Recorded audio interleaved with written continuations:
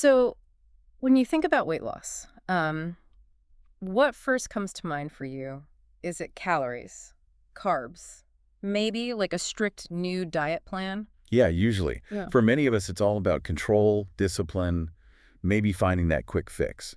Right. But what if all of that is actually missing the point, like completely missing it and maybe opening the door to something, well, much deeper? It's fascinating, isn't it? Because the conventional wisdom, it really focuses on what you eat, what you weigh. Hmm. It doesn't often explore the why or the deeper human stuff beneath all that. Absolutely. And that deeper human element, that's exactly what we're diving into today. This isn't going to be about diet tips or some quick fix. Wow. We're exploring semaglutide, which, okay, many of you know for its effects on appetite and weight, but we're looking at it from a totally different angle, an angle you probably haven't heard, Which is, as a catalyst for, well, profound silence. A silence that might let us uncover some surprising truths about ourselves, about our relationship with food. silence. Yeah. So our mission today is really to unpack this unique perspective. Hmm. What does it mean for understanding hunger, identity, even personal change? And to do that, we're digging into some pretty unconventional sources. We've got notes from a friend's personal meeting with this interesting figure named Dan Hollis, Right. plus these detailed field notes from Yeah. someone's actual experience on semaglutide, and even reflections on handling setbacks from someone who learned directly from Hollis. So not your typical medical journal stuff. Definitely not. Yeah. It's a much more kind of philosophical take on a medication everyone's talking about. Okay, so let's unpack this core idea then. Silence as a catalyst. The notes mention Dan Hollis's, well, pretty radical perspective. Can you Hmm. tell us more about what he means when he says semaglutide gives you silence? Well, Hollis really reframes the whole thing. Yeah. For him, it's not just about appetite suppression, or losing fat. Mm. It's about creating this profound internal silence. Okay. And this silence, he believes, is the key to discovering truth, and like you said, decoding emotional amnesia. Emotional amnesia? What does that mean exactly? He suggests we've been operating with so much internal noise, mostly around food and emotion, that we can't truly understand our own feelings. Mm-hmm. We're kind of numb or forgetful about what's really driving us. Semaglutide, in his view, just Yeah. quiets that noise down. Wow. That is a powerful reframing. It completely pushes back against those, typical headlines. Lose weight fast, crush cravings. Totally. Instead, Hollis shifts the whole perspective. He asks this question that really stuck with me from the notes. What if you weren't broken, just confused? Right, and that's huge Mhm. because he's challenging that deep-seated belief that if you struggle with weight, there's something inherently wrong with you, like a lack of willpower. Yeah, that you're broken. Exactly. He's saying maybe it's not a defect in you. Mhm. Maybe it's just a profound misunderstanding of your own inner world, especially that connection between food and emotion. Yeah. The medication, then, it just provides the space for clarity. Not control, but clarity. Okay, so what does that silence actually do then? The notes describe it as a moment where food stops talking. Hollis apparently says for some people, that's the first honest moment they've had in 20 years. Hmm. It sounds less like gaining control and more like, what do the notes say? Intentional surrender. Can you elaborate on that a bit? Yeah, intentional surrender. It's about letting go of that constant mental chatter, the noise that food has created for so many people for like decades, maybe? Right. Food becomes the answer to every question, the response to every feeling. This silence is just the removal of that constant back and forth. So it's not about actively trying to control hunger. It's more like the hunger itself just steps back. Ah, okay. And that allows a new kind of internal dialogue to actually maybe start. That's the surrender part. Okay, that makes sense. Which brings us to what Hollis calls the quiet window. What exactly is this space? How is it different from just, feeling less hungry? He describes it as the space where the food stops answering your questions Yeah. and the real ones start talking. So it's a big shift. The external coping thing, the food, it just doesn't work the same way anymore. So it forces something internal. So, exactly. An internal reckoning. It's not just, oh, I feel full. It's a profound quietness in your head, specifically around food. This is where it gets really vivid looking at the experience of Kate, a 46-year-old mother mentioned in the field notes. Yes, Kate. Her surprise wasn't just the weight loss, it was the actual absence of the craving. Can you tell us about her usual sort of rhythm of hunger and what happened? Yeah, so Kate had this deeply ingrained pattern, almost a ritual, Yeah. using food for every emotional cue. Chips for that afternoon slump, Uh-huh. Bread when she felt lonely, cake for celebrating something. It was her whole self-story, a constant narrative. Lived inside that story. Completely. Mm-hmm. Then, with semaglutide, she talks about walking past the pantry. And she said, for the first time in 20 years, nothing reached back. Wow. Nothing reached back. Yeah. She described feeling like a ghost in her own kitchen, like the house was suddenly too quiet. Her own brain, she said, felt like it was turning into a library after hours. Geez, a ghost in her own kitchen, library after hours. Those images are incredibly potent. It sounds like a silence that's almost unsettling. It can be. Definitely disorienting. And what often comes up then is this unexpected challenge. The grief of losing the thing that numbed you. Grief, even if that thing was bad for you. Even if that thing, the food, the pattern was, slowly unraveling your life, as the Yeah. notes put it. Because it was familiar. It was a coping mechanism. Mm. Kate realized she didn't actually miss the food itself so much. What does she miss then? She missed the signal, the rhythm, that self-story that said, at least I know how to feel full. It's the loss of a known way to navigate feelings, even if it wasn't a healthy way. Huh. Losing the familiar, even if it's harmful.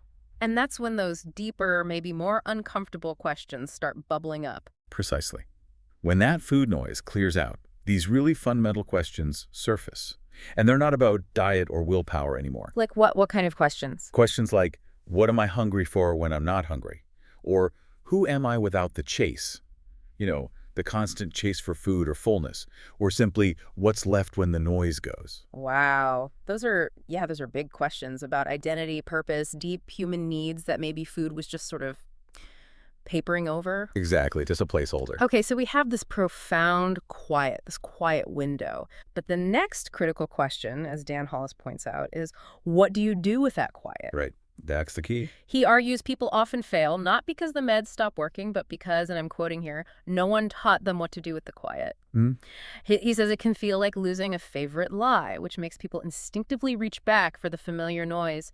Cheese puffs, cheat days, chaos. Chaos, I like that. Yeah. So how does Hollis suggest navigating this new, maybe scary space? This is where he brings in this idea of building scaffolding, like actual support structures in that quiet space the semaglutide opens up. Scaffolding, like for construction. Kind of, but internal. Mm. Building new support structures, new habits, new ways of thinking, new ways of being when the old, unhealthy ones are gone. He really emphasizes this isn't about restriction. It's about building. Specifically, framework, identity, ritual, language. Okay, framework, identity, ritual, language. That's interesting. Yeah, and he says it's not motivation, but momentum. Not restriction, but recognition. So he's not telling you what not to do. He's focused on what you build inside yourself. And he describes this as rewriting the story people were too full to finish. That's quite poetic. It is, isn't it? It sounds like it's way beyond just physical change. It's about developing a new inner architecture, something he says can't be packaged or monetized. Exactly. Because it's deeply personal. It has to be built from the inside out. So how does the semaglutide help with that? How does it clear the runway, as he puts it? He sees the medication as the thing that clears the runway so you can finally see what's trying to land. It just removes that constant distraction, the food noise, Yeah. making space for real self-awareness and the chance to actually build that new, authentic internal structure, which, yeah, is unique to each person. You can't just buy it. And we see this playing out with Kate, right? After she entered that quiet window, it wasn't about huge, dramatic changes at first, but these small, significant shifts. That's right. The field notes point out these subtle but really profound moments. Like there was a Wednesday where she just didn't snack through her sadness. Instead of automatically reaching for something. Exactly. Or a Thursday where she opted for tea instead of pouring a second glass of wine. Yeah. And then a Sunday walk, not because she had to burn calories, but because, as she put it, it genuinely felt like a conversation with her future self. Wow. Those are powerful little moments. Piece by quiet piece, building something new. That's the scaffolding. Okay, but let's talk about the inevitable. Setbacks. We all have them. Dan Hollis seems to reframe these completely. He teaches that setbacks are predictable, not shameful. It just signals you're human. Yeah, and what a relief that is, right? Mm-hmm. Compared to the usual cycle of guilt and beating yourself up. Totally. Hollis just cuts through that. He challenges the whole idea of failure. And his key insight here, it's really profound. Most people don't relapse into hunger. They relapse into confusion. Confusion, not hunger. Confusion. He's shifting it away from willpower. It's not that you suddenly became ravenous again necessarily. It's more that you hit a moment where you just didn't know how to navigate this new internal space, this quiet landscape, without the old tools. That makes so much sense. And it reminds me of his analogy, the one about weight loss being like a spiral staircase. Oh, yeah, I love that one. You're still climbing, even if it feels like you're going in circles. It really speaks to progress, not demanding perfection. It really does. Yeah. It acknowledges the journey isn't just a straight lineup. You might revisit old places, old patterns, but you're doing it from a different level now. With new insights, hopefully. Exactly. You're still moving forward, just Yeah. maybe not in the straight line you expected. And he also emphasizes this crucial difference between your body changing and your identity catching up. That lag time. Mm-hmm. Like when you plateau, he says it's not a failure. It's your body catching up, maybe your metabolism asking for grace. Right. Give it a minute. And those old cravings that pop up, he calls them memory. Just a neural path lit up, not weakness. What opportunity does that offer then? It offers a chance to answer differently now. That's the key. The body, yeah, it can change pretty fast sometimes. But like Hollis notes, your identity takes time to catch up. So that plateau isn't a dead end. No. It's a moment for deeper integration. And the craving isn't proof you're weak. It's just an old echo, a reminder of an old path, giving you a chance right now to choose a new response, to forge a new path. So instead of judging these moments, these setbacks, Dan Hollis teaches you to narrate them as questions. Ask yourself, what am I feeling? What do I need? Who do I want to become? Exactly. It turns it from a loss into learning. Right. It reframes what society, and probably ourselves, often call failure into just a really important learning opportunity, essential maybe for building that new inner architecture he talks about. It's an invitation, really, to look inward, not to condemn yourself. Okay, so as we wrap up this deep dive into semaglutide through Dan Hollis's very unique lens, it feels clear. It's less about just a weight loss drug. Much less. And much more about a potential catalyst for some pretty profound self-discovery. It creates the silence, which then reveals deeper truths and maybe allows for the deliberate, conscious building of new identities, new habits. It really is a powerful invitation for anyone, really, to think about, well, if, as Hollis suggests, it was never about the food in the first place, what might your silence reveal? What are you truly hungry for? Yeah. That's the big question, isn't it?